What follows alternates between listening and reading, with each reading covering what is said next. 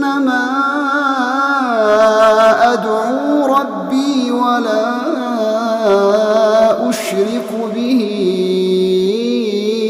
أحدا قل إني لا أملك لكم ضرا ولا رشدا قل إني لن يجيرني من الله أحد ولن أجد من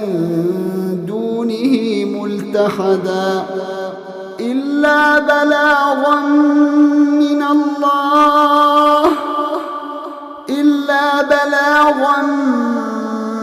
من الله ورسالاته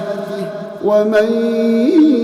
يعص الله ورسوله فإن له نار جهنم خالدين فيها أبدا حتى إذا رأوا ما يوعدون فسيعلمون من أضعف ناصرا وأقل عددا